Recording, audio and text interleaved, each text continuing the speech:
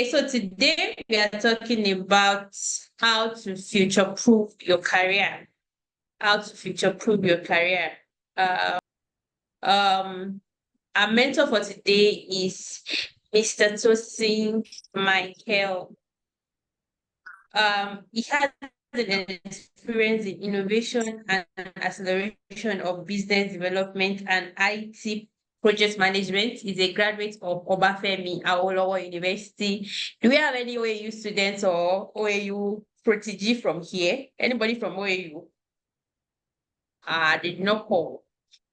Okay. He acquired a Bachelor of Science in Demography and Social Statistics and is a recognized member of Forbes BLK. He is the driving force behind the startup consulting firm, so St. Michael Consulting. He spends hundreds of hours each week for nearly a year listening to how entrepreneurs are faring and performing solutions to both in written and training formats. He is the tribe head of Vibrant Community Career Pathing Program, where people receive training on how to get their bearing right in career. He is happily married to a beautiful and awesome wife, Afolabi and David Pay. Can you let me welcome Mr. Tosin Michael? Please let's drop emojis. Let's drop you're welcome. Let's drop the clap emojis. Let's make him feel welcome in our midst because we are ready. We are ready. We are ready for you. Thank you so much, sir, for going on this journey with us. And over to you, sir. Yeah. Good evening, everyone. Kindly confirm if you can hear me clearly. We can hear you, So, sir. perfect. Yeah. Yeah. Good evening once again. I can't believe I actually wrote this profile anyway. But it's been long I've been using it. So maybe I need to upgrade it. All right. So thank you once again. It's my pleasure actually to be here this evening. And I appreciate the organizer for doing a wonderful job with this kind of program. Yeah, I'm sure that for as many people that have been joining, I was so wow with the last week sharing about leaders. These are things that some people actually paid for going to Lagos Business School to actually learn. And here you are on this call learning it free of charge. So I want us to really appreciate the organizer because they are doing good and they are trying to bring seasoned people in the field to actually talk to us on each subject matter, which is very, very good. So I'm going to be taking it further this evening on future proof your career. So for as many people that are here, I think I was asking that what is the types of audience that we are going to be having. And from our response, I get to know. So we're having graduate and also early career starters, which is very, very good. And this is one of the things at this moment that you should be hearing. So it's a very, very good thing. So my next slide, please. Or should I control my slide myself? Okay. So we are going to be talking about career development plan. So I titled this mapping your professional journey. So I think for my first presentation, I have 30 minutes. Kindly confirm if that is right so that I can know how to juggle within the time. So. Yes, sir. All right. All right. So, okay. So, all right. So let's start. So mapping your professional journey. So just like I said, for many people here, you are an early career starter. And for some people, you are in the phase of transiting to another career. So definitely we are going to be covering everything on this call this evening. So my next slide.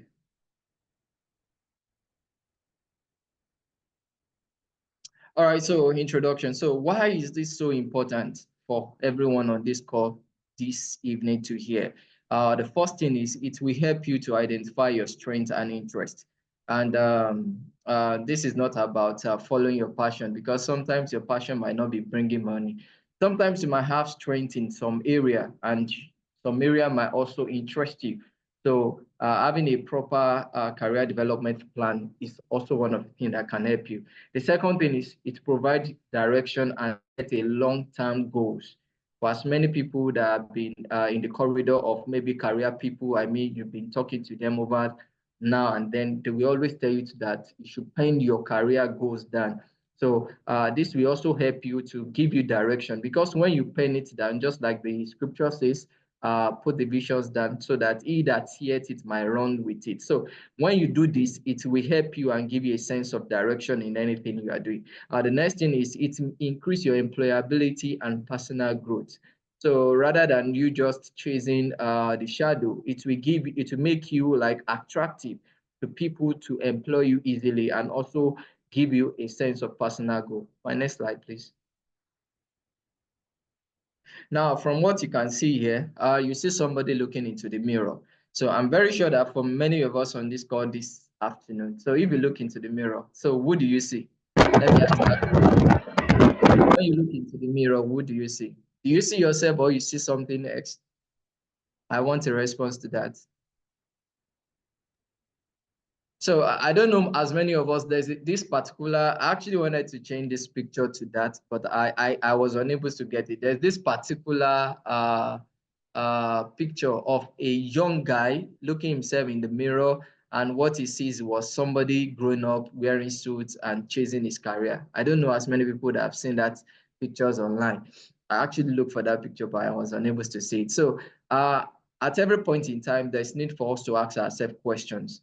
One of the questions is, what are my areas? What are my strengths? Do I have strength in this? I have friends that have actually joined some organization. Yo, that's good. I see myself in the mirror. Okay. Why some people see a bigger themselves anyway? Because anything you look in expand. The more you look in yourself in the mirror, the more you begin to see, oh, in this particular year, I want to be this, I want to be that. So what are your strengths? These are the questions you should be asking yourself every now and then. And another thing is, what are your areas for development? For some people, what they need at this time is either to improve on their soft skill, and for some people, it might be for them to acquire another skill. So you must be able to know the areas of development that you need at each point in time. So, and this will guide you and give you a sense of direction, like I said the other time. So when you know the area you need to improve on, either your soft skill, because I think I work with some people, I mean, league of software engineers and also developer. And one of the things I noticed about them is most of them do not have a proper soft skill, and this is really, really affecting them. So as a person, you should be able to identify the area of improvement that you need at this particular time. Do you need to develop your soft skill? As simple as interpersonal relation might be, it might be affected. It might be one of the things that is affecting some people. In case anybody is a product manager, for instance, or what a product manager needs to do is to be able to know the requirements of the stakeholders, and he or she must be able to communicate these requirements back to the team. So as simple as soft skills, it's one of the things that some people might need to actually arm themselves with. Why for some people it might be you getting another skills entirely. For instance, you want to work in a technical world like a tech space, you must be able to know the niche you need to go into, either software engineering, either front end, back end, either you want to arm yourself with product development skills and so on and that. So those are the hard skills. So, but one thing I always tell people is sometimes you might not be able, your hard skill does not guarantee you your job sometimes. Sometimes it's just a little of the soft skill that can also get you the job. So, and this is very, very important for you to also have. All right, so another question you should ask yourself, I'm not seeing my slide again, but I will use the one with me. Another thing you have to ask yourself is, what skills are in demand in my field? I think I'm already talking about this already. So I don't know, for many people, you might find yourself in, it depends. Some people might be working in tech space, some might be working in traditional, maybe banking industry, some might be working in manufacturing industry, FCMG, retailing businesses, and the rest. So you must be able to know what are the high demand skill in your field.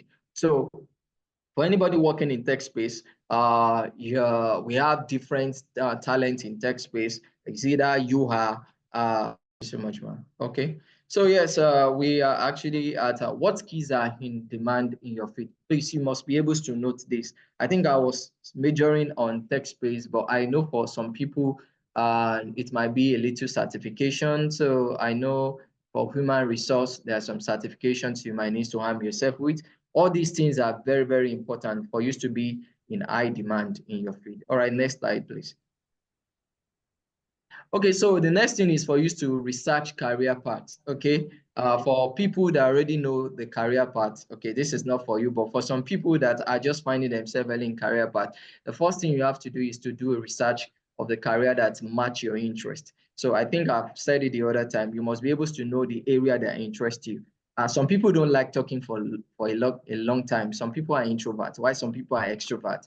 So all these are things that will determine your personality. Sometimes they determine how you actually go, how far you go in any career you chose to. So it is very, very important that you take note of this. You must have done a proper research. So, and this is very, very compulsory. I think in my early days as a business consultant, one of my, I won't call him like a mentor, but someone I look up to, the day I was disturbing him a lot of times, he just told me that Google is your friend. Make use of Google most of the time. You don't need to ask me this. Even if anything you do not understand, just go to Google and type it and you get your answer. From that particular day, it makes me a friend to doing a lot of research on concerning anything, be it anything I want to work on. So it is very, very important. So you can just go online, search for the kind of career that interests you already, or the one that that match your interest, like I said. So make sure that you can just put it in priority. Maybe you can list 3 of them, so you can begin to look into them. Do I have skill for this?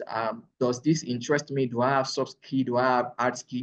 So you can compare and contrast for you to determine the one that you can go for at the end of the day. So another one is consider different industries, such as tech space, healthcare, education, business. So you must be able to know this. So if I ask some of us on this call today, which industry do you want to venture in? Is it tech? So I'm very sure a lot of us on this call is going to be saying tech, tech, tech. But notwithstanding, I always say something that tech on its own tech cannot stand on its own. It's either you are running a business that is tech enabled, but tech standing on its own, it's impossible. So either you are working in ed tech or you are working in ed tech, or you are working in logistic tech, as the case may be. So you must be able to understand the industries that is available to the career path you've already chosen. Another one is look into the job trends and future demands. So, and this is very, very important. So you are not just doing anything for today. Anyway, because I read demography and social statistics, and many times a lot of people don't actually know what it entails. When you're talking about demography, it's all about research and also finding solutions of using research to find solutions to anything that is happening in the world. So that's why I'm so conversant with anything social problems and also the next policies that should be going for it. So in your particular, in any jobs, in any career you've chosen, make sure that you are able to foresee. You make sure that you are able to look into what this thing might bring for me. A lot of people, in Nigeria, we are used to this, and I always tell people, okay, for instance, before tech is on ground, I think there are other career that people are pursuing before tech. Before, you see people doing voiceover, you see people doing Upwork, people writing research work, people doing analysis, this and that. So, but do you know that there are some people that started with data analysis and now they are data scientists and data engineers? You must be able to see the future in anything, any career you have chosen for yourself. And that is why at the end of this little charge from mine, I would like you to just research 3 career options that match your skills. I'm saying it again, it's like to do. I might not ask you directly, but I want you to do it so that it can help you. Just research 3 career options that match your skills.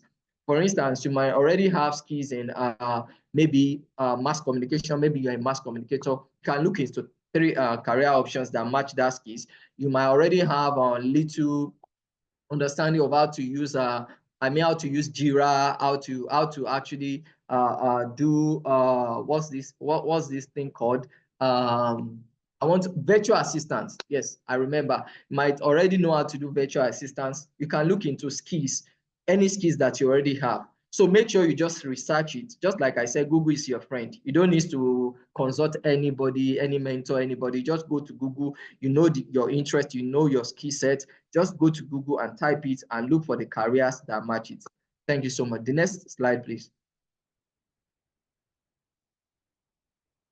All right, so the next thing is step 3, skill development. So develop skills and gain experience. This is very, very important. Rome is not built in a day. I must be sincere with you. I've been in consulting business for like close to like 7 years now. Maybe I should say a little story about myself so that you understand. And right now, I'm not ordinarily a business consultant alone. Right now, I'm an IT project management a manager rather. So Rome is not built in a day, like I said earlier. So you must be able to develop skills. You must be able to. This is very, very important. Don't be complacent with anything you are getting. Even if you are getting $1 million now, you shouldn't just be resting, because in years to come, things are going to change. All of a sudden you begins to hear not software engineer alone, you begins to hear AI engineer. I don't know as many people are already hearing that. So it should show you that things are evolving every now and then. So don't sit down and be thinking, oh, you have arrived. No, you have not arrived. So you must be able to know the trends, things that are trending in the career path you've chosen for yourself. What are the skills that are very necessary now? So if you're a product manager, for instance, you should know that you should have a bigger knowledge of Jira. You should know how to use Jira very well. And you must be able to know how to use Figma very well. This is very important, because very soon now, people that are doing traditional product manager, times is coming when it's going to turn to a technical, and people are already arming themselves with the necessary skill. So identify and require skills for your chosen career path. You must be able to know it. These things are very easy to get. Like I said, if you go online, you can easily see it. Even if you open a particular, one of the way I always get some latest skills, I can go online and search for a resume that is pertaining to the skill set I have. And you will begin to see the number of new skill set that people are already acquiring. Also, you can do this to harm yourself with it. The next thing is enroll in relevant courses and certification or internship. I'm working this particular jersey, a company jersey I'm wearing. Okay, you can't see the back. The logo was also very small. So I started as like a volunteer with them, and as it goes, I'm now their operation manager. What am I trying to say? Sometimes you might need to volunteers for you to be able to get some skills.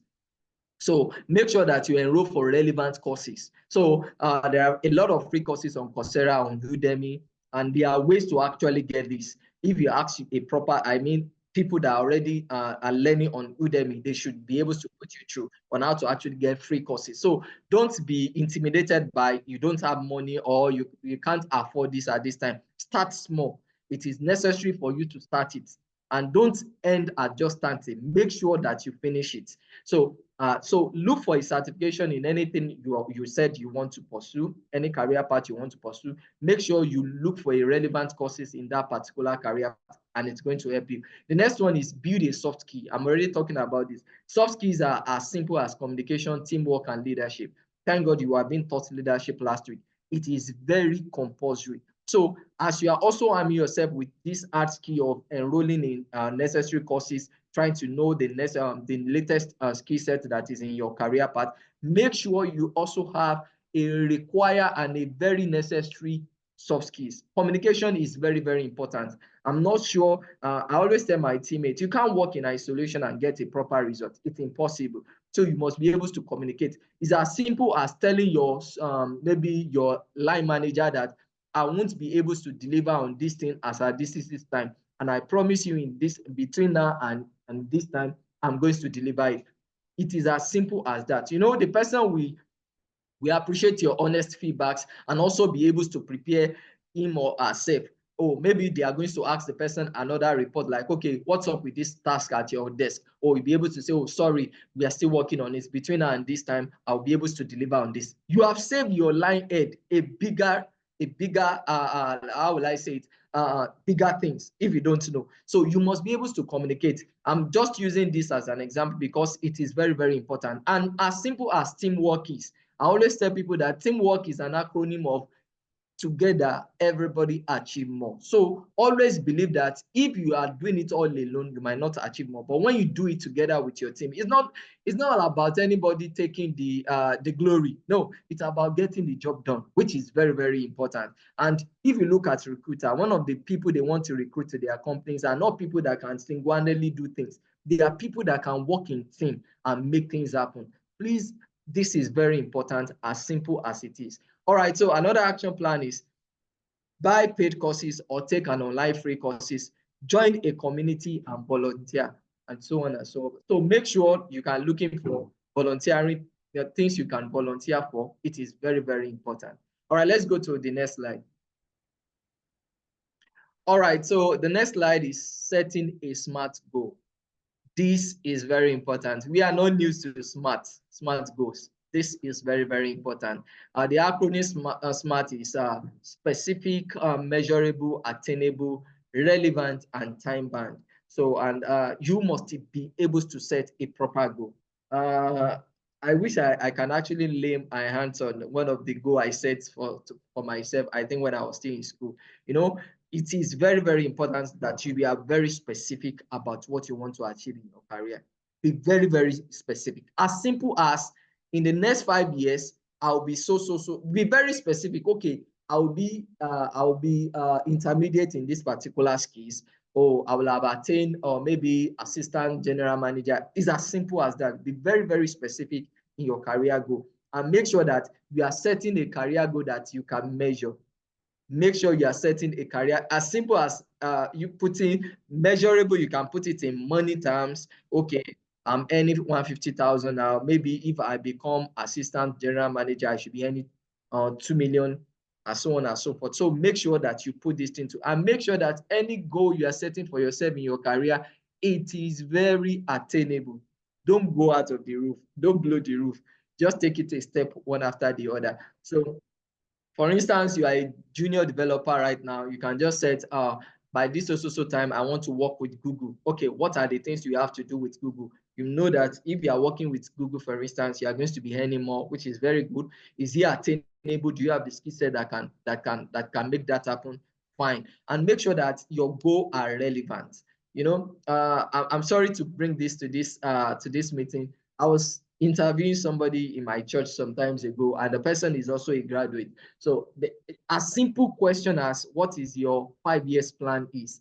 The guy was telling me, I want to become a pure water seller. And I asked, is it pure water factory owner or retailer? Because I don't understand what he means by I want to become a pure water seller. So I was not telling him that, okay, okay, you should be able to know that with your skill set as a graduate, don't relegate yourself to the level of to that level. Why do you want to become a pure water seller? He said, because people are making money from it. I said, no matter how it is, why don't you bring up your goal to be like, I want to be the owner of the factory of the pure water? It's not as if you can't do it. You can do it, but not making you relegating your goals to the extent of just be at that downside. So I'm telling us also on this call this evening that make sure that any goal you are setting for yourself is very relevant, which means that in the next 5 years, it should be relevant. In the next 10 years, it should be relevant. This is very, very compulsory. So the other thing is determine your short-term goals. Your short-term goals can be as simple as complete a course or gain internship experience. That's your short-term goals. And also have a long-term goals. Your long-term goals can be as simple as gain a position in your desired field. Like I said the other time, it can be as simple as in the next 10 years, as the case may be, I want to be working, I want to be a developer with Google. I want to be working with Paystack. It's as simple as that. And don't remember that you must have gained a proper experience to be that thing that you've already said. So also, this is another assignment for us on this call. So make sure that you write, number one short-term goal for yourself. I've given you an example of how to make a short-term goals for yourself. It's as simple as complete a course, gain internship experience. Between the 3 months that remains in the years, I want to work with a so company as a volunteer. It's as simple as that. I'm already giving us hints. So make sure that you write down one short-term goal for yourself and also one long-term goal. Please make sure you do this. This will help you in setting your goal for your career. All right, the next slide. All right, so the next thing is build a network. Oh, this is very, very important. I think I was already mentioning that you can't be everything you want to be in isolation. That's very impossible. You can't be everything you want to be in isolation. Just think about this. Somebody have an idea and the person is working in isolation. I'm not sure the person can achieve so much. So look into a particular company you are currently working in. Okay, a single person has the idea, but it's not a single person that is achieving what the idea is all about, which means that you have to work with people. So you have to work with people, you have to connect with people in your desired profession career, which is very, very important. You have to know people that is in that desired professional career that you want to pursue. So, and how do you build a network? Number one, you attend career fairs or networking events. This is very, very important.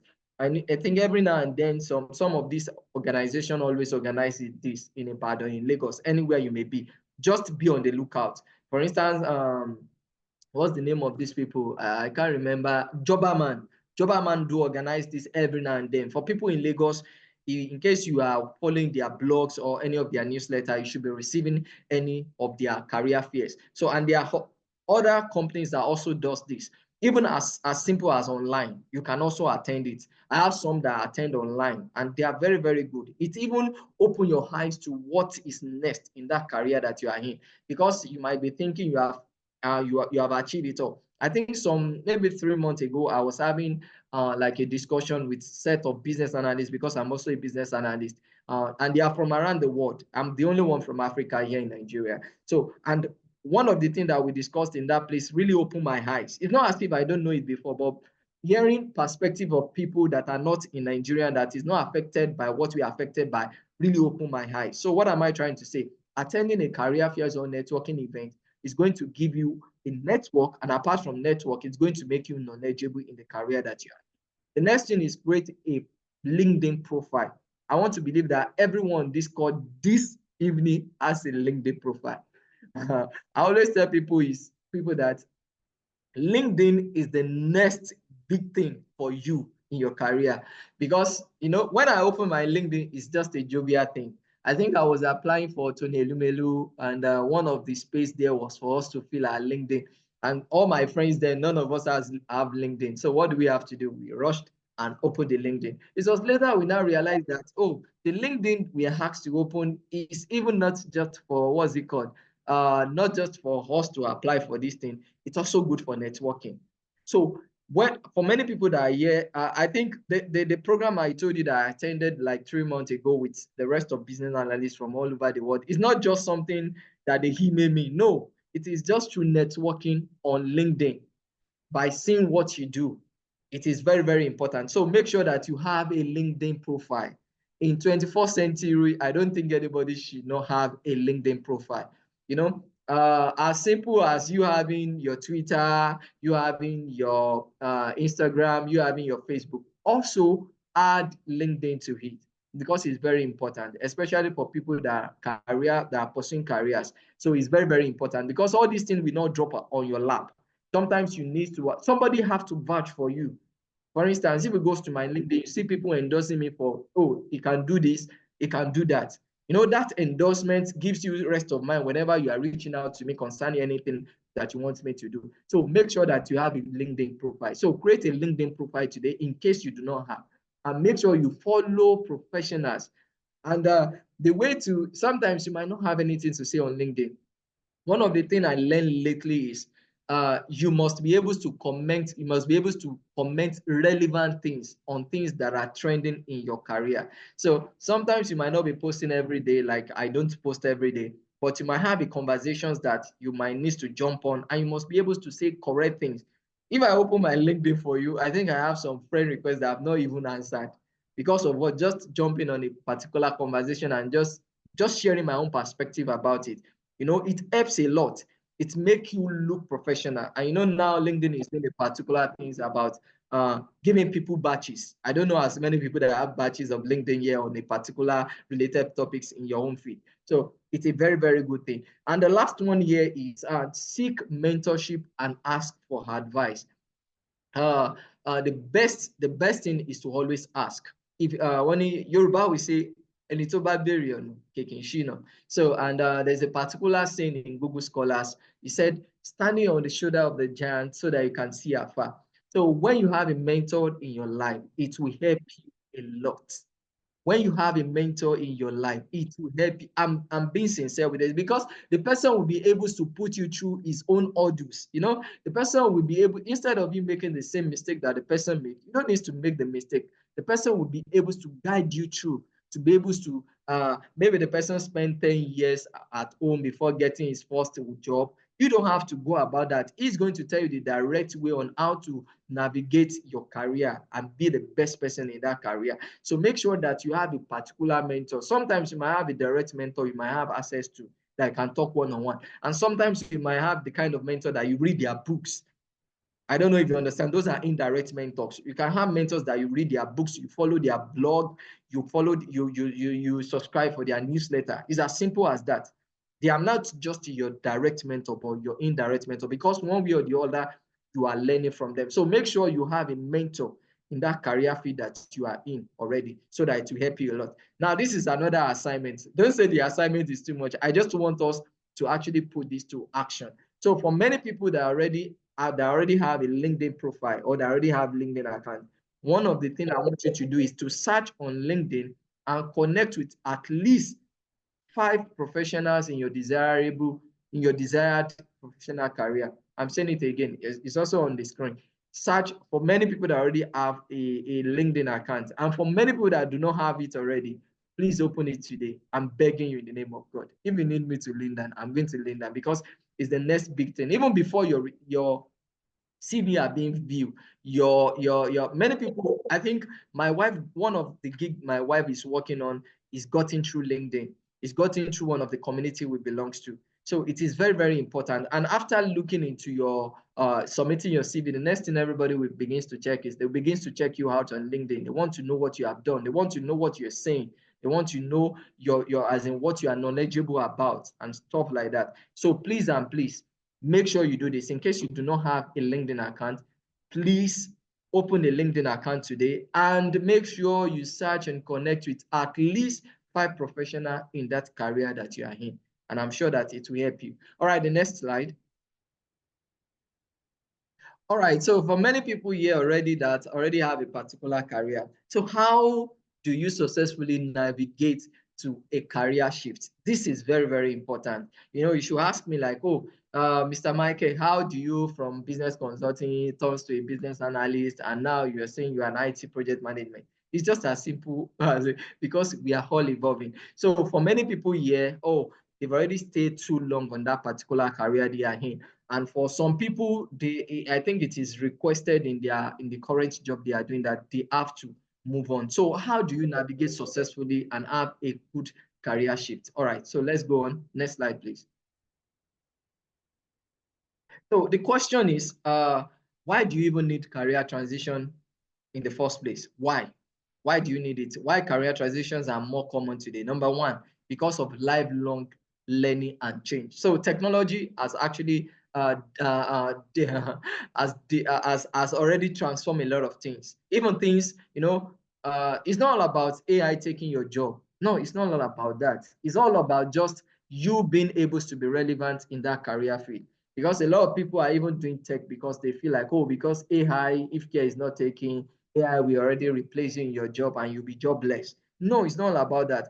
Because you are even seeking for knowledge, because you want to learn, and because of the change that is happening, and things are evolving, things are changing so fast. What is relevant today in 3 months now, maybe in 2025, you can never tell what is going to be relevant again.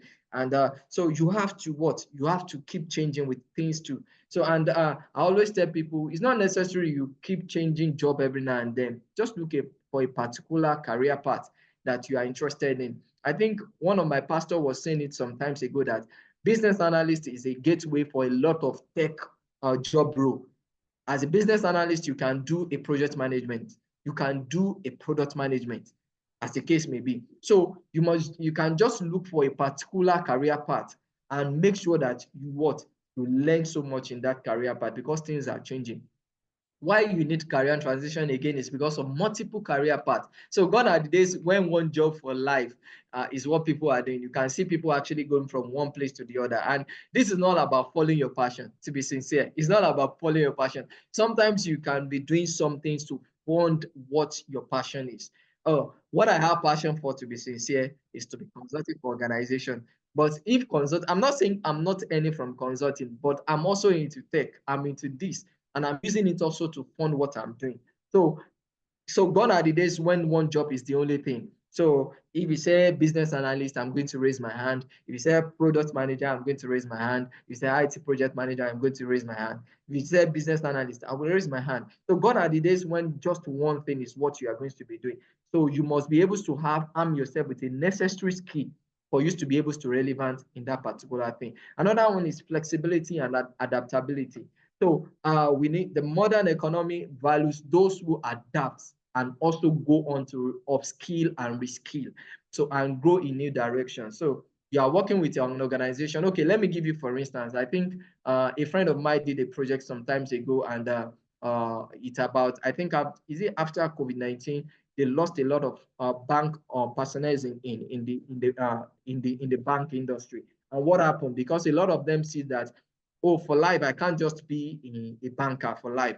I think I have to arm myself with tech skills.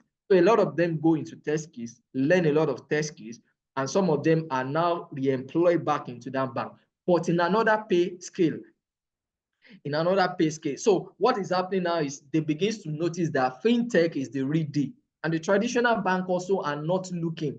They're also trying to do one thing or the other. For instance, if you go to your bank app, you notice that a lot of things are changing every now and then. There are people behind these things. There are software engineers, there are product managers that are working on these things.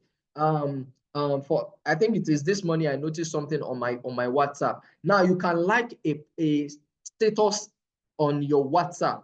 So which means that the product manager of WhatsApp is not sleeping. So you must be able to adapt with the change in the world. So the same thing also go with the kind of skill set that you have.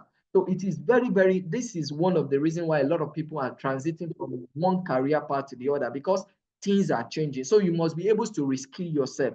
And so my action plan for you today is to be able to embrace change as part of your professional growth. It is not a setback. For instance, you are the one they are already calling boss. Now you want to go and learn a skill. Your junior colleague is the one teaching you the skill. It is not a setback. It's so that you'll be relevant. So that for you to continue to be called a boss, you must be able to learn the relevant skills in that space. So this is one of the reasons why you need to transit in your career. The next slide, please. So what should you do? What do you need to do when you need to transit? I think we've talked about conducting a self-assessment. It is still the same thing. You must be able to know what interests you. What are the transferable skills? What are your interests? Another one is to be able to look into the research and learn those skills. What are the things you need to learn in those skills? I always tell people that you need to belong to a community. I think this is very, very important. I belong to different tech community, and this is helping me a lot. Sometimes I always go there sometimes for job opportunities to know what is latest. I think I took a particular course for 6 months, Yemifa Sheung Academy. I don't know as many people that know the man here, Yemifa Sheung Academy. So the man taught us about a lot of things in the professional world.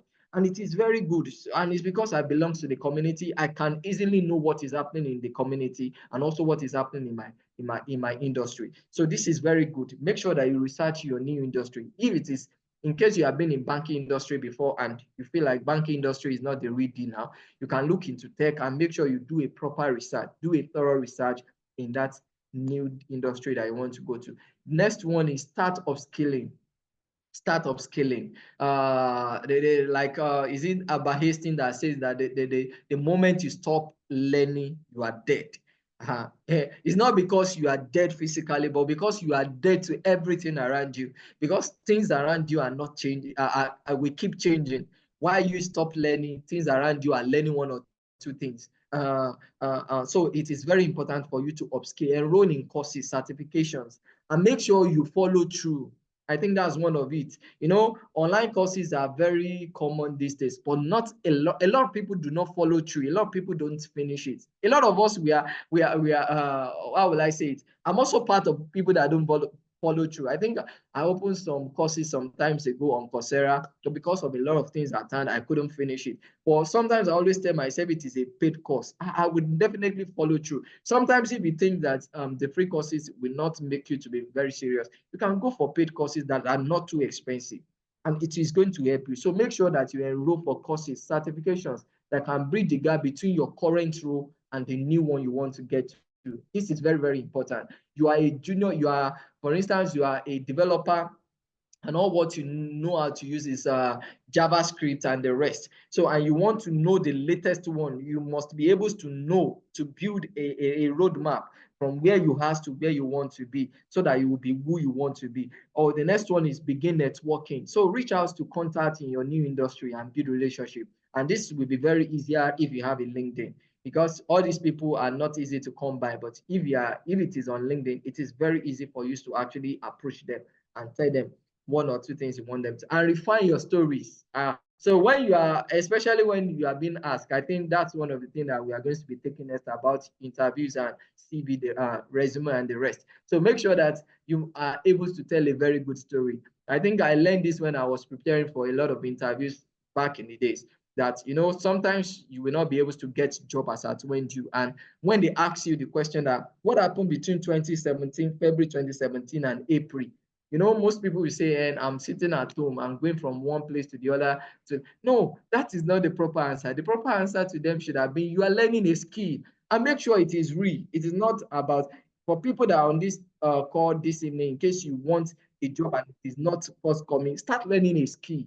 Start learning a skill, because skills attract employers a lot of times. And these are not kind of skills that you just put as figurehead in your CV or anything. These are skills that even if you don't have to the advanced level, make sure you have the beginners or intermediate level of that particular skills. So make sure when you are also reaching out to these people, have a good story. Another one is update your resume and LinkedIn. Practice telling your transition story. Be able to tell them, oh, I was like this before. Okay, I think I was working with an edtech before. I started with them as a business analyst, and in 3 months I was put in a role of operation manager, and that alone was a story that whenever I tell people, it's really key, because it's key for them. Oh, you started as a business analyst. Oh, how do you do it? Oh, I was able to solve the solution within this short period and it works. You should be able to tell your story of how you transit. Don't just tell them like, oh, I was formerly a banker and now I'm a business analyst. How did it happen? You should be able to tell the story, because that is what sells. It's just like content that you see all around social media. You must be able to tell your story very well. All right, so take away. So with careful planning and persistence, a successful career transition is very, very achievable.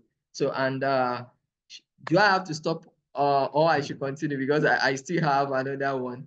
All right, so please let me know if I should stop here. Okay, conclusion, take control of should I continue or I should stop here, ma?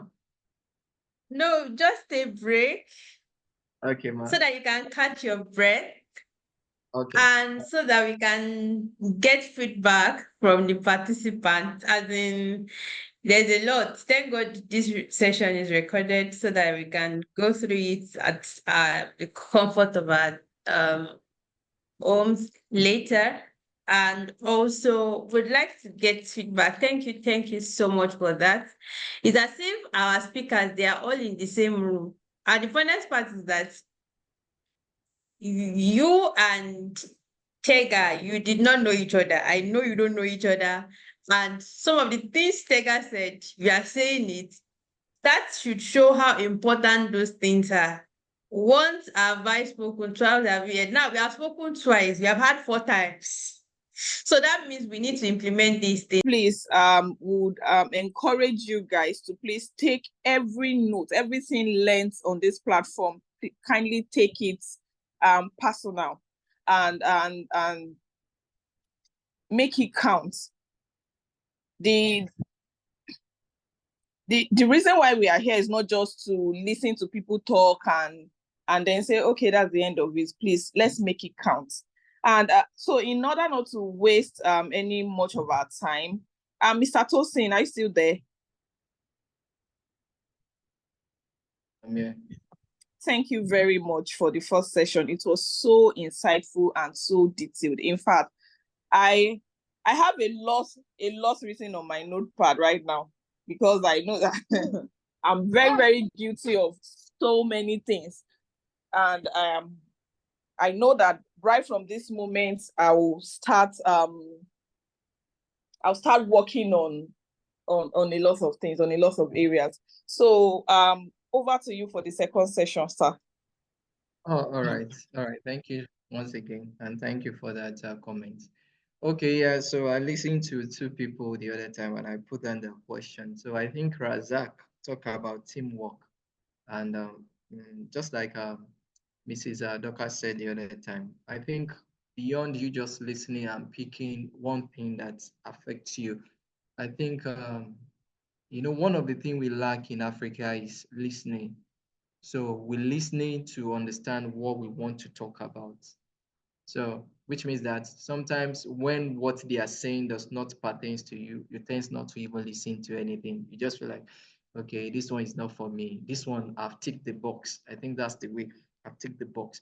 So you can just listen to this as a whole and just sit down and just say, okay, in this I want to do more, in this I want to do more. I think that's how we should take this thing.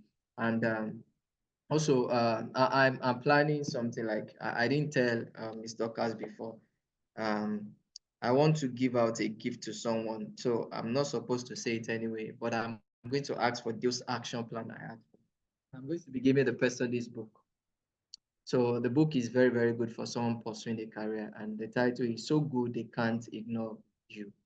So for anybody that actually met, I think I have a career pattern program that I always do for people. And I take this thing very serious. It's not, I've been doing this, I think I've done it in my secondary school before now, and I do it in some other places, especially career. I've done it in churches too. I've done it in my church, and I've done it in a lot of places. And because if you are able to get it right, either in your career or in your personal business, it's very, very good for you. I know where I started. I just wish I can just do a particular lecture on my story of how I started my business consulting. So I don't work for anybody. I'm a freelancer and I work for organizations and I'm doing very well. I have a family and I'm doing very well. But because I'm able to get a very proper educations and having people around me that can lead me right, I think that's one of the things that helped me. So for anybody that is able to do that, I'm going to know how this book is going to get to you. And in case you have it, you are the you are the lucky winner. Please read it very well. It's very, very good. All right, so I'm going to be continuing with my lecture. I don't know if I can. Let me share my screen from here. I think I already opened my own slide from here. Okay, so when you see my slide, just kindly confirm. So kindly confirm if you can see my slide. Yes, Bobby. All right. Yes, we Okay. can. All right. That's perfect. Okay. So I'll go right into where I stopped. Okay, so going forward, we are going to be doing mastering resume writing and job interview etiquette. So, and this is just going to be guiding you to how to land your next gig or your next big job. And I want you to take this section very, very serious. I'm going to be combining two things together, and I will try to use the time effectively too, and also explain where necessary. So so why must you have a very strong what's it called? Sorry, I just still not sharing as it okay. So the importance of a strong resume. So one thing I want to tell you this evening is number one, you are not the only one uh putting in for that job. I want you to always put that at the back of your mind. So for any job you're applying for, maybe you see it online or through your uncle or through relative, through your brother, through your friend, I want you to know that you are not the only one applying for that job. And that is why your resume must be attractive. Your resume is your first impressions that they are seeing. And let me bust our bubbles on this call today. None of the recruiter have enough time to be reading through your resume. They only have 6 to 7 seconds to determine, are we going to go ahead with this person or not? So which means that it's just like a pitch, elevation pitch, where you are pitching yourself to people and you have just short time. You know, my mentor always use this example for me most of the time. You always say, if you have Dangote and is aware of your problem and is even ready to solve your problem, but you now have just 5 seconds with him, what will you tell him? So the same thing also goes with resume.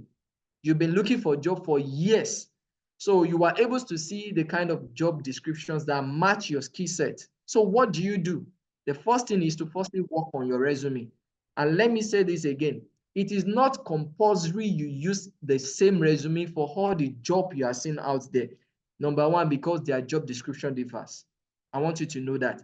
The kind of HR that any tech company is looking for is different from the kind of HR that any traditional banks or any traditional business is looking for. So you must be able to know that if you are using a general resume, it might not land you that job. So the best thing you have to do is to have a specific, like once you see the job role, just take your time, sit down. Sometimes you might not need anybody, a professional, to write it for you. All what you might just need to do is just to search online, see how it is being done, and don't lie. I think that's another thing I have to say. Because in the process of you trying to package yourself, making your resume look very attractive, don't put a lie, because at the end of the day, you're going to put to a test concerning anything you put on that resume. So make sure that you are saying the right thing. And always remember that your resume must be well structured. You must not be presenting the kind of resume that is not well structured. I can't be giving an example on this call, but you know, I think I was going for an interview back in the days, and there's this particular, no. There's this example. Yes, in my church, I belong to like the training arm in my church, and there's an opening from one of our coordinator or one of our coaches. So he needed somebody, and let me be sincere with you, in as much as the person is coming from any of us, they are going to employ the person. So we put out the job on our group, like, do anybody have this so skill? So put in for this job. Do you know the shocking thing we ever received?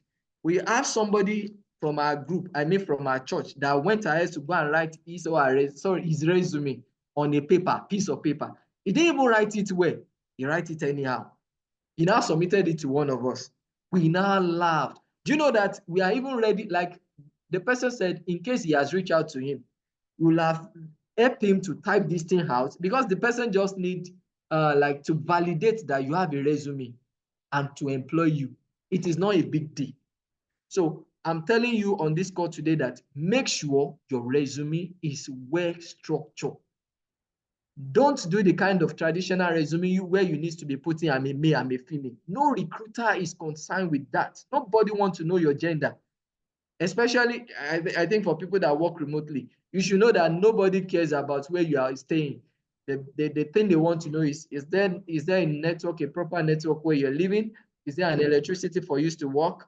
Do you have the skill set to which we want to employ? That is all. So make sure that you are not writing your date of birth. Nobody cares about that.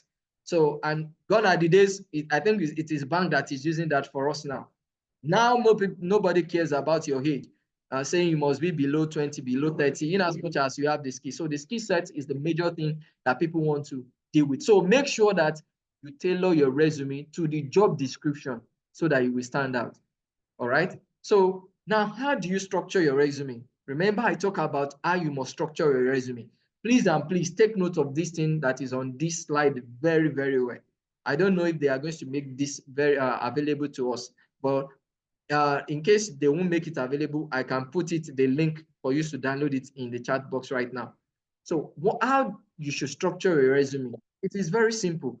Your resume should have your contact information. What are the things that should be included in your contact information? Number one, your full name, as it is written in your WAEC or your date of birth. Your phone number, your professional email address. Don't be confused. Lesky@gmail.com is not a professional email address. Why? Because it doesn't carry any of your name. When we are talking of a professional email address, your professional email address must have one or two of your name. to be a professional email address. So make sure you take note of that so that they won't so that your job, so your congratulations will not get lost in the transit, because they gave the job to Mr. Olusegun Adeniyi, and when they are seeing the email, they say, hello Lesky. Nobody is going to reckon with that. So make sure that you are sending even the application in the first place in a professional email address. Send it with a professional. In case you don't have a professional email address, it is very easier to get an email now. All what you just have to do is put your name and add one number. It is going to recognize it. I'm very sure you'll be able to add a number that is not yet used. So in case they have been telling you over the years that, oh, your email has, the name has been selected, just go online right now. Just go type your full name and put 0104. You are able to get the right one that they are going to accept. So make sure you are sending your resume or you are sending your applications with your professional email so that your congratulations message will not get lost in transit. I'm putting emphasis on this because it is very, very important. I've worked in a recruiter. I recruit people too. And I can't be giving you job when you are sending me with lesky@gmail.com or the nickname they are calling you secondary school and it doesn't carry your name. I won't send that email. That's impossible. So make sure you are sending it with your professional email. So the other time I've also been talking about LinkedIn profile. Again, when in your contact information, maybe on this call, I will show you my own resume for you to actually validate all these things I'm talking about. Maybe after now, I'm going to show you my resume. So make sure you have a profile, your LinkedIn profile. And if you are a technical person, I mean a tech person, make sure that your portfolio link is also there. So because some people might have that. All right, I have Grace raising her hand. Do you want to ask any question? Grace, do you want to ask any question? Yes, I want to ask a question that can your professional name be the same as your business name? Is it possible? Please, can you repeat that? Your professional your professional name, can it be the same as a business name? Because your business name most times are not the same as your full name and contact information. Is it possible, sir? All right. So for instance, my name is Tosin Michael, and my business name is Tosin Michael Consulting. So in case I need to send you any message, I send you with Tosin Michael Consulting. In case it is a professional, like individual, I send you with Mike Fsiba, which is also my name, Michael and Fsiba@gmail.com. So major thing, it must correlate. I don't know if you answer that. Please make sure it correlates. If you are dealing with me, it's either you say, dear Michael or dear Tosin. That's how they address me. Sir. Okay, sir. Sir, what if your business name is different from your own name? Like your Michael and your business is Michael something. So what if in the case that your name is Michael and your business is Banking Sense? You know, it's different. So Yeah, no. It's not a I problem. don't That's understand. no. In as much as it's a business name, it's not everybody that will be using Tosin Michael or using their name as a business name. Yes, it is acceptable. My wife's name is Debimpe, and her business is Be Smart. And whenever they are addressing her, since she already put her personal name, they address her based on her name. So it is acceptable for business name, not for personal individual things. Okay, sir. Okay. Do Understood, I sir. answer that now? Yes, sir. Yes, sir. Thank you, sir. Oh, you're welcome. All right, so the next thing that should be on your resume is your professional summary. So this just have to carry a little brief introduction about you, just summarizing your experience, your skill set, your career goal. An example that has been written here: result-driven marketing professional with 5 years experience in so strategy and campaign management. As simple as that. And in case you have achieved a tangible thing that you want people to know about, you can just write just a little bit. Don't worry, I'm going to share my resume. So another thing that should be on your resume is your key skills. Your key skills. Please take note of that. Your key skills should be the next thing that should be on your. So you must be able to give us an highlight of specific skills that match the job description that you're applying for. So you are applying for SEO, you are talking about data analysis, different things. So you must make sure that anything you are applying for, they are matching the skill set. And I say it again, please don't lie. In case you don't have that skill set, it is better you let the job go because you'll be tested. You'll be tested on anything you put on your resume because it might even be on that particular day that you are doing interview that anybody, a technical person can just walk in and say, oh, we have accepted this person, but we want to test our skill on this particular thing. And you are unable to do it, that one is even more than a bigger disgrace. So it's better you don't put in for it. So the next thing that should be on your resume is your work experience. So, and you should list it in a chronological order. Like, you understand chronological order, the one that came last, followed by the next one, followed by the next one. Don't come with the last, sorry, followed by the recent, not the last. The recent one, followed by the second recent, followed by the next recent. Don't come up with the last. So employer are so much concerned about this. So, and you must be able to list all these things like in past tense. So because in case you're no longer working in that organization, you should be using past tense. So these are also very important. So another thing that should be on your resume is your education.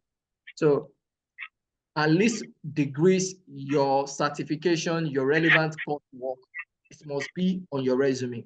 So, and the next thing is your certification and achievement. So you should be able to do what? Put a relevant industry certifications award or specific recognition. So please note this, your resume format, please, your resume format should not be subject. For many people that are here that are good with AI, don't go to AI and type something because what is going to bring out is going to be subjective. It's going to be generic. Let me put it that way in a simple language you can understand. It's going to be generic. Anybody can go online and find that particular thing you write. Make sure that when you are crafting your resume, it's original. It is you. So this is very, very important. Make sure it is pertaining to you. Say things according as it relates to you. All right, so before we go out of there, let me try and share my resume. Let me share my resume with you. I'm going to open my resume. So I would like you to see it so you can see what I'm talking about. Just give me some moments. Yes, I can. All right. So like I said, in the structure I gave to you the other time, these are the contact information we are talking about. So, and I put an headings because this particular thing I'm applying for is a business analyst job and also related to someone that have a little background in business consulting. So from here, you can see my professional summary, just like I gave you example the other time, seasoned business consultant with over 7 years of experience in business planning and market research. I have a proven track record of helping startups and established companies develop robust business strategies, conduct comprehensive market analysis, and achieve their growth objectives. I combine analytics prowess with strategic insight to deliver actionable plan. As simple as that. This is particular to me. This is not anybody. Now, these are the skill sets, highlighting skill sets. You can see from here, I have my soft skill, I have my technical skills. Exceptional research skills, those are soft skills. Strategic tactical planning, team building and mentoring, client relation and presentation, problem solving skills, strong communication skills, excellent leadership ability. And these are my technical skills. Project management, Microsoft Offices that entails Excel, Word, let me just say generally Google Workspace. Data analytics, XPSX, Excel, SQL, data visualization like BOI, Power BI, financial modeling, marketing research, and so on and so forth. These are the highlights for my skill set. Now, these are working experience. Based on what? Based on how recent it is. Like I said, list your experience in chronological order. So this one is something I do. This is my personal business. So you can see the time I started to date. Now, these are places I've worked. Working as a business analyst with a company called This, with the recent one, operational manager, with the recent one, senior business consultant. And all you can notice that the dates are also put there. So it is easier for them. And if you noticed, based on the English use, you can see it is what? In past tense.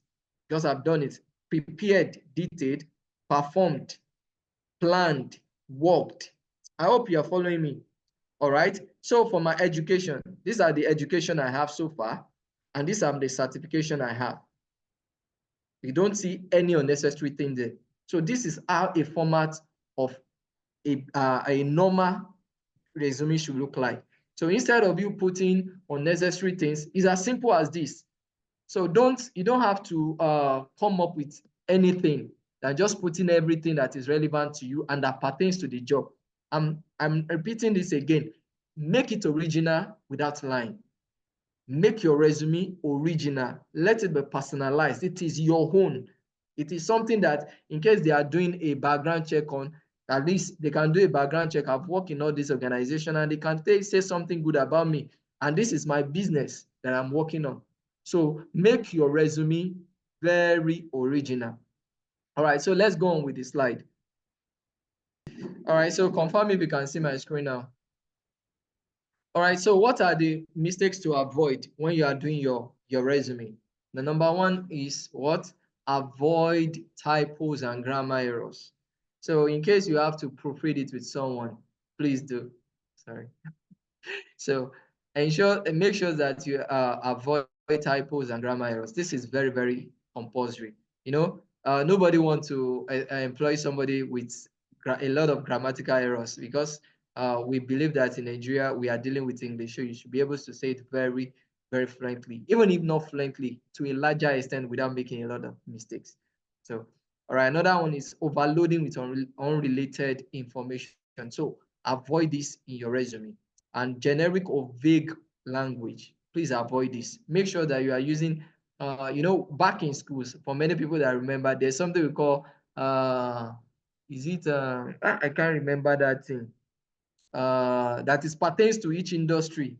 Is in English. I'm forgetting that there's a particular I've forgotten. So, but just make sure that any language you are using for the job is actually related to that job. So, and inconsistent formatting. I'm sure that when you are seeing my resume the other time, you can see that the format is consistent. So make sure that you are using a consistent format. So don't use font 11 somewhere, font 14 somewhere. In case the one that will be in the box is font 11, make it font 11 or 2. The one that will be bolding, make it bolding. Make it very nice so that anybody reading it, it will be very readable for them. So now, after securing the job, don't forget that your resume is the one that can secure you an interview. Without you having a good resume, you can't secure an interview. Please, I'm repeating it because many people have been saying like, oh, I've actually been applying all this while, but there is no interview. It's because of your CV, it's because of your resume, it's because of how you even apply. For instance, you are applying, they say application. You should know that application, I don't want to change my screen again because it's very difficult. I will show you how to apply. So if you're applying, send a cover letter and send your resume. So don't just send them a resume without putting a word for yourself. And a cover letter is explaining who you are, like what you can put in. For many people that want to say a lot of things in their resume and their resume cannot contain it, go and do that in your cover letter. Go and explain anything you want to explain about. I'm jovial, I am this, I can play with people. Oh, go to your cover letter, but make sure you are saying the relevant thing. So your cover letter is just putting a word for yourself. So, but your resume is showing your deed, who you are. So, and after securing the job interview, you must maintain your steez, like we say in for people that understand what I'm saying. You must not be shaky. That might be your first time. Now many of us don't have to go to physical interviews. Sometimes it's online. The same thing that is applicable to physical interview is the one that is applicable to online. So now, when you enter the room before the interview, before you enter the room, make sure that you have done a proper research about the company. Please and please, don't go there and be they're asking you one thing because you want to be part of a family, you want to be part of an organization. You must have research about that organization. So what is their mission? What is their core values? How did they behave? What is their culture? For instance, you want to work with UBA, you should know that by now UBA loves red. You are going for UBA interview, wear red tie. You are most accepted because they will have seen you as somebody that already embraced their culture. So make sure that you do your research very well. And in case it's an online interview, do your research. Make sure that you know their CEO, know their COO, know the key positions in the organizations. Know this. This is very important. And prepare answers for a common interview question. By now, all of us that we have been going for interview, we know the common interview question. The first question you'll be asked getting to a place is what? Tell me about yourself. By now, you should have a flow of how you should tell people about yourself. So make sure that you have this, a prepared answer for any interview questions. So back in the days, I think I always have a jotter that is full of it. That whenever any question is being asked, I can always go back to it, rehearse it again and again. So always do this. And practice introducing yourself in confident and concise manner. Please don't say the unnecessary things when you're asked to introduce yourself because it doesn't have any format. Don't say unnecessary things. I hope you understand. All right, so now after getting to the interview, this is before interview. Now, once you enter the interview, make sure you dress appropriately for the role and company culture. I think I make mention of red tie the other time for UBA. So make sure you dress appropriately. Even if you are doing online interview, make sure you dress appropriately. I think some interviewers now tell you that you must make sure that the environment you are going to be using is noiseless, the internet connection is stable. You know, they will tell you dress appropriately. So it is the same way you are going to dress going there physically. You should dress online too, because they are going to be accessing this. And make sure that you arrive on time. This is very important. They will call an interview for 10 o'clock. You'll be arriving 10:05. They are already discarding you. They will just do the interview just to do for doing interview safe. Make sure you arrive on time. Sometimes arrive online on time. Arrive at the place of interview on time. These are things that interviewers are looking at. So that is very, very compulsory. Now, when you get the interview, please, one thing I always tell people is always test the room temperature. What do I mean by this? Testing the room temperature. Know the kind of attitude. You know, even entering a room, you should be able to know, oh, this person is happy, this person is not happy. One of my ministers in church said this some times ago. He said, you should be shocked how some interviewer can be, even after you not performing well in interview, greeting you to just shake your hand. I don't know many people that are in this room that have been victim of that. Somebody should want, because the person, you don't know the person, or you are entering the room for the first time, and an interview stretch their hands to you. You should be able to take it. And when you take it, know the kind of the way the person hold your hand. Is the person holding it firm? You too hold it firm. If the person is holding it loosely, you too hold it loosely. This is very compulsory. The reason being that an interviewer has once said this. He said he stretched his hand to the guy. It is actually after the interview. And the guy does not stretch his hand back. It shows that the guy is not matching his level. See the analogy the person is using. Oh, the person does not match my level. Or because the person feel like, oh, it's disrespectful stretching my hands back to an interviewer that I don't know, or maybe that's the CEO of the company. But that is what the person knows. So all these non-verbal communications speak louder than words. So what are the non-verbal communications? E.g., maintain eye contact. They can't kill you. Maintain eye contact with them when you are talking. You don't need to look down. How are you looking down? Because when you are looking down, it shows you are not confident about yourself. Maintaining an eye contact shows you are confident and you are engaging. Even if the person is not saying what resonates with you, shake your head. Do you understand? Firm handshake. I think I've mentioned this. It is very important. Professionally, it is very important. Remember what I said, measure the room temperature that you are entering. Because let me be sincere with you, the interviewer might be having family issue, is going to lash it on you. The person might be having an issue even on the job that is interviewing you, is going to lash it on you. And the person might wake up at the right side of the bed that day and is ready to joke also with them. I think there's this interview I went through the last time, and one of the joke the person make is, what can you say about us that we are here? I was just like, what can I say about you?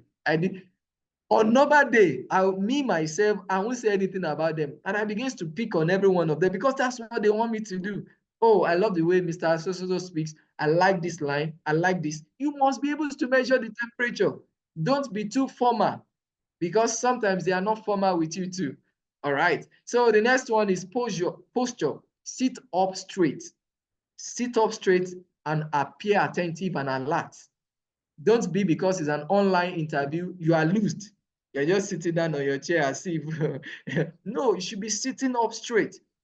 So avoid forgetting. That's the most important thing. Maintain your steez. I think that's the word. Maintain your steez. No matter what they are saying to you, make sure you are confident. So, and note, mirror the body. I think I've said this. Mirror the body language of your interviewer to be a rapport. So once they are giving you a vibes, give them a vibes back. Don't be the one that will be reducing the vibes. Now, what are the questions to ask the interviewer? This is very important also because most of us going to interview, we are so much prepared for the technical question. We don't even have any question for them. It is so bad. It is telling a lot on you because at first they'll be like, this person is even not ready to work. So make sure you prepare a question once you are going for an interview. And one of the questions you should prepare is to be about the role. You should be able to prepare a very compulsory question about the role. This shows that you are interested in the role, not just coming for interviews to come for. So make sure that you do your proper research so that you'll be able to ask a relevant question about the role that you are being interviewed for. Another one is the company culture. You should be able to ask questions. How do they run their company culture? Yes, Sterling Bank. I remember. It is in Sterling Bank that I learned that you don't need to call anybody sir. Everybody is equal. That is Sterling Bank. But that is not applicable in other banks. And that's one I note the first and the second interview I did with them. So I'm able to tell them their name. Oh, Mr. Afolabi, I love what, sorry, Afolabi, I will call him by the name. So person, I like what he said. It's very good. They like it. That's the dynamics of their own culture. You should be able to know all this even before going for the interview so that you'll be able to ask questions about the culture. You should be able to ask that, why do they do this kind of thing in the organization? It's a kind of question you should ask.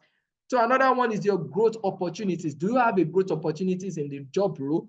What are the opportunities that lies for you just joining the job? Don't just join an organization for joining sake. Some organizations are going to ruin you because it's not aligned with the career plan that you already have for yourself.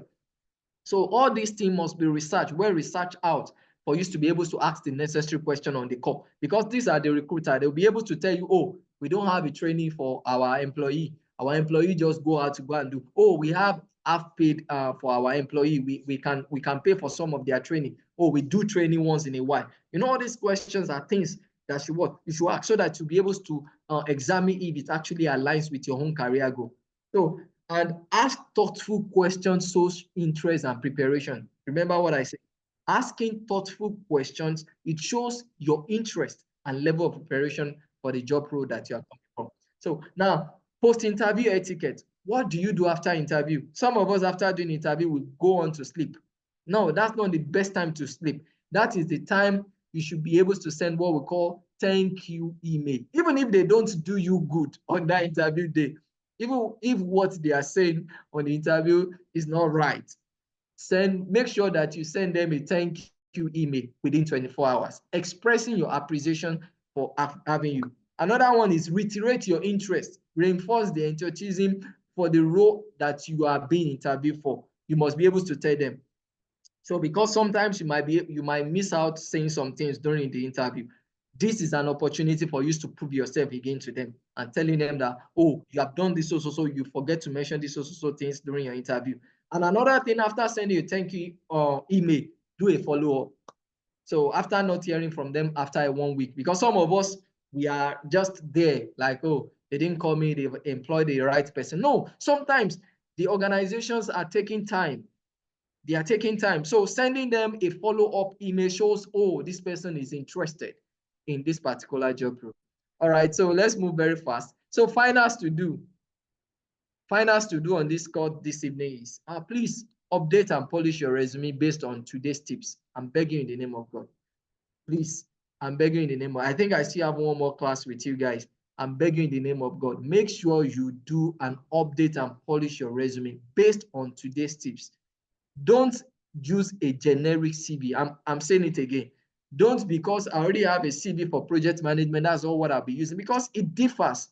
The skill set that Paystack we ask for is different from the one that another fintech is asking for. So make sure you differentiate between them. Another one is research and practice using STAR method for interview.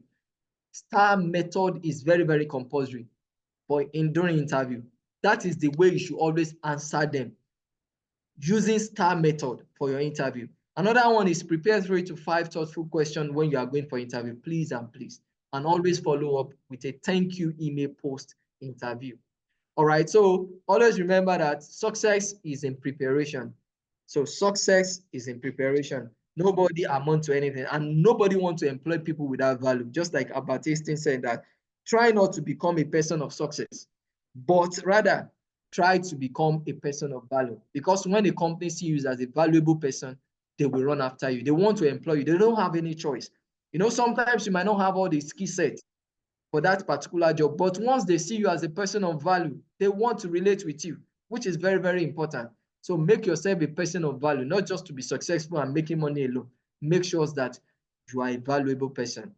All right, so do we still have any? Okay, I'm not sure there is enough time to do this, but in case this is sent to us, we can do personal branding. Do I still have time? I can just run through this maybe.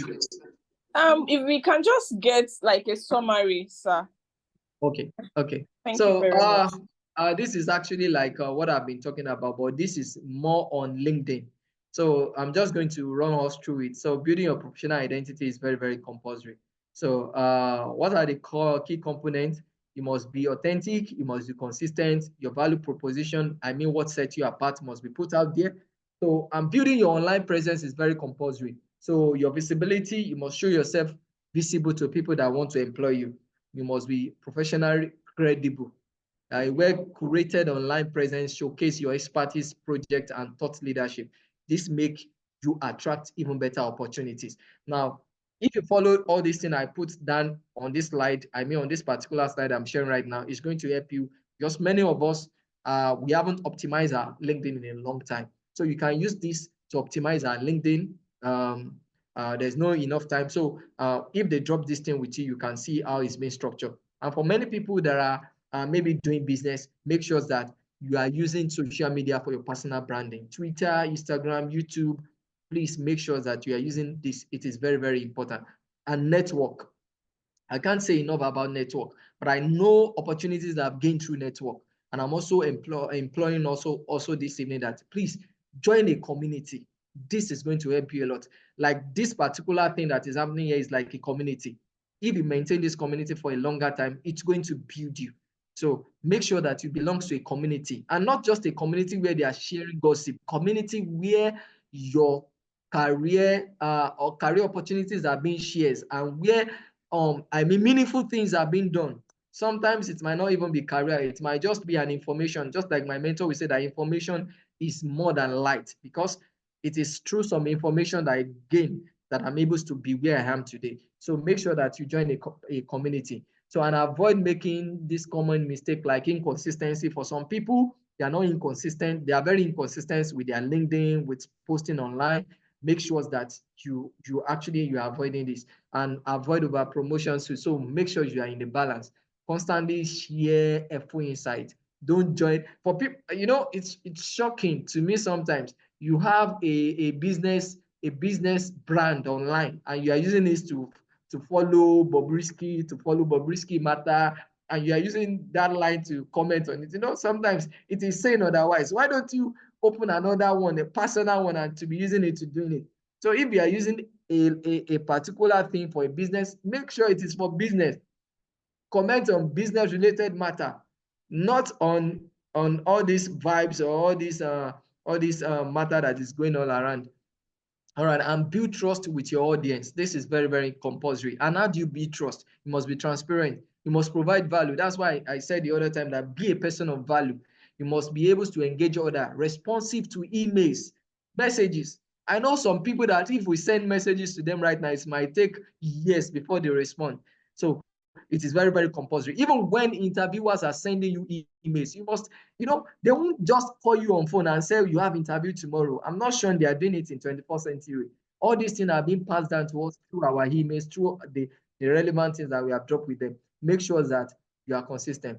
So let me stop here anyway. Thank you so much for having me. In case you have any question, I'll be here to answer. Thank you so much once again. Thank you so much, Mr. Tosin. I really, really enjoyed this session.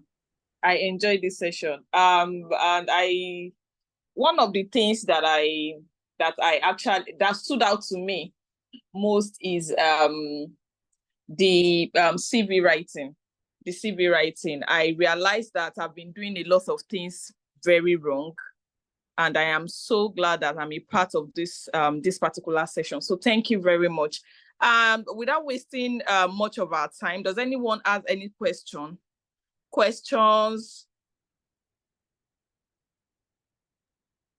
Hello, ma. Abdurrahman, yes, Dami, right? Yes, ma.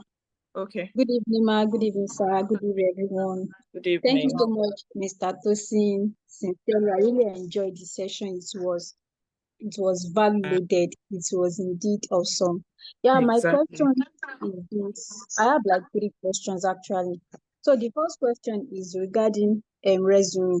If you want to write resume, it should be like how many pages? Is it like probably like 1 page or 2 pages or 3 pages? That's the first question. Then the second one is regarding education. Are we to input probably like, okay, I'm a graduate now. Am I to input my primary school education, second?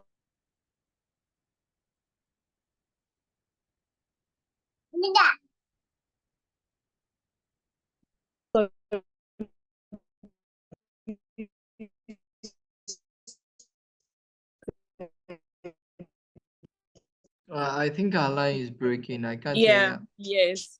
But sir, you can help us answer the first question. I'm very Okay, sure I had 2 questions. All right. Concerning the number of pages for your resume, see, it doesn't have Hello. limited number. So, but the thing is, maintain first 3 pages. In case I think I can't share it on the online right now. I have 1 pager resume. I have 3. The last one I show you, that's my comprehensive resume. But I always wanted to make it comprehensive because the 1 pager will not be able to contain everything that needs to tell them. So I will say that maintain first, I think 1 to 3 pages for your resume. It doesn't have anything to do with anybody, in as much as it is what you do. I don't know anybody that have seen academic resume or academic CV. You will notice that you can go on to write as many things as possible because it is what you do. It is not about anybody. So, but for a professional career, just maintain 1 to 3 pages of resume.